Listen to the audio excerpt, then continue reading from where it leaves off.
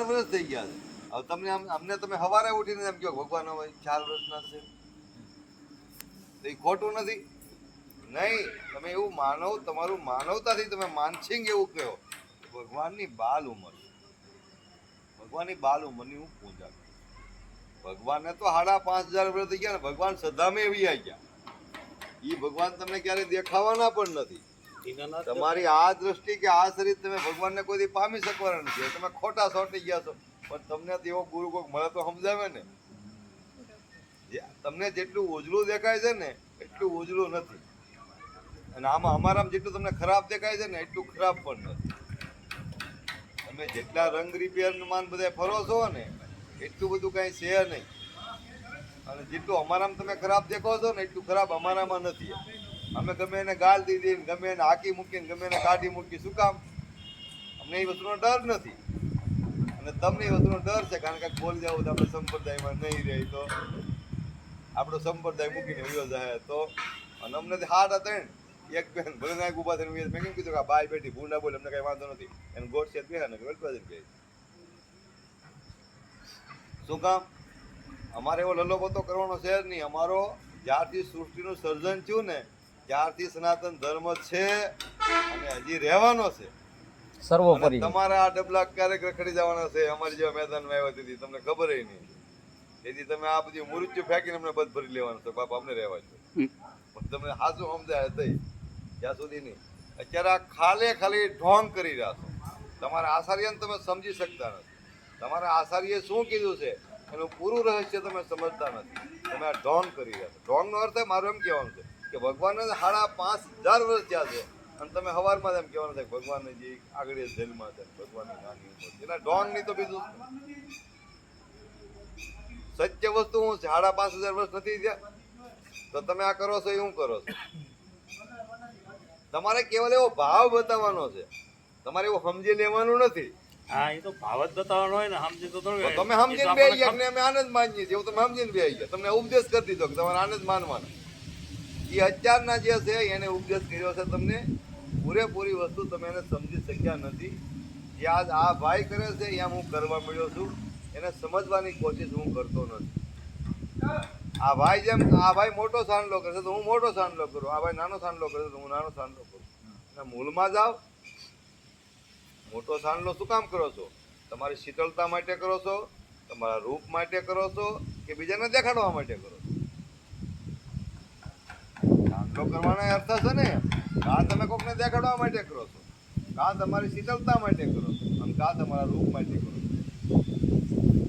એમાં ભગવાનને કોઈ સાંડલે લેવા દેવા નથી. હવે આપણે એમ કે હું નાહી લીધો તો પવિત્ર થઈ ગયા. તમારી અંદર મળ તો ભર્યું જ છે. તમારી અંદર પેશાબ નથી, તમારી અંદર મળમૂત્ર નથી. તમારી અંદર તમે ઉપર પાણી છોડી દીધું સાફ થઈ ગયા. તમે 3 વાર નાહી લીધા, કોઈ ગોડી ગયો નાહી લીધા કે તમે સાફ થઈ ગયા. તમારી અંદર આ બધું 5 તત્વોનું શરીર બનેલું છે. એ 5 તત્વ આની ઉપર જ છે. આ પૃથ્વીની અંદર જ તમે મૂત્રો છો, આ પૃથ્વીની ઉપર જ તમે હંગો છો, આ પૃથ્વી પર તમે ખાવ છો, અને જે તમે ખાવ છો એ આ પૃથ્વીમાંથી જ ઉગે છે. તમે ક્યાં પવિત્ર છો? તમે સંડાસ જાવું તમે આમ ડબલું ભરીને ઊંચાવીએ તો તમને થાય તમે પવિત્ર છો કે પૃથ્વીમાં હંગતા નથી. તો અમે તમને માની તમે પવિત્ર છો, પણ તમે કરો છો તો આ પૃથ્વી ઉપર ઉભા રહી નથી. બરાબર છે? આનું જેટલા કૃષ્ણ ભગવાનની પાછળ નાટક કર્યા છે પબ્લિકે, ભગવાન તો એ ભગવાન જ છે. એની પાછળ જેટલા નાટક કર્યા છે. હમણાં છેલ્લું નાટક પૂરું થયું ભગવાનનું. સ્વામિનારાયણ સંપ્રદાય રાધા અને કૃષ્ણની મૂર્તિ મંદિરમાં પધરાવતા હતા. બરાબર છે? હવે એ ક્યાંય રાધા કૃષ્ણની મૂર્તિ પધરાવતા નથી. આયરી ગંજા મહારાજની મૂર્તિ પધરાવે. એ મૂર્તિ ન કાઢી નાખ્યું ને તો એની આછી પૂજા એની હતી, રાધા કૃષ્ણની જ પૂજા. હજી જૂના મંદિરો અહીંયા તમે જાજો શેની મૂર્તિઓ છે? હે, હવે તમે નવા મંદિરમાં જાજો નહીં હોય. હમણાંનો તાજો દાખલો જ છે. આના કાંઈ દાદા વર્ષો જ્યાં નથી. મારી સાંભળણી છે ત્યાંથી હું વાત કરું. આને તો દાદા વર્ષ જ જ્યાં 35-40 વર્ષ. આવી દોસ્તમાં એને પરિવર્તન કરી નાખ્યું. ઈ પેલા લાલજીને લઈને આટા મારતા હતા, લાલાને લઈ બરાબર છે. અત્યારે ગંજામાળને લઈને આટા મારે.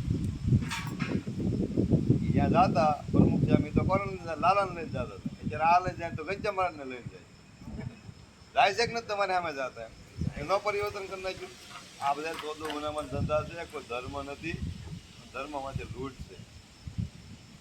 અને આ ધર્મ જે છે શિવ ને શક્તિ ને આરાધક ને આ જ સૃષ્ટિમાં કોઈ પણ વેદ કે પુરાણ એવું કહે કે કોઈ કઈ સકલી બનાવી, કોઈ કાગડો બનાવ્યો, કોઈ ગાય બનાવી, કોઈ કૂતરો બનાવ્યો, કોઈ કહે છે? આ કોને બનાવ્યું?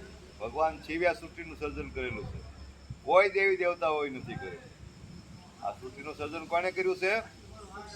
ભગવાન શિવે જ કર્યું છે. શિવ ને શક્તિથી આ સૃષ્ટિનું સર્જન કરેલું છે.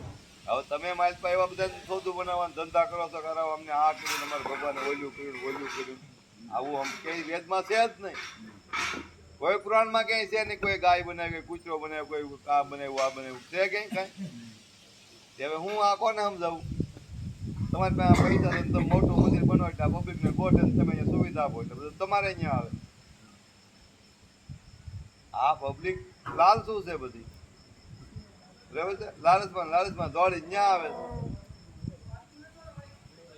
બાકી આ ધર્મ તમે સમજાવો છો તદ્દન વસ્તુ ખોટી છે. તમારા આચાર્ય સમજે એવું સાચું છે, પણ તમે એને સમજી શક્યા નથી. તમે ખોટા વિરોધમાં પડી ગયા કે ભગવાન શિવનું નામ ન લેવું, શિવ મંદિરે જવું ને ઉઠવું, ઢીકડું.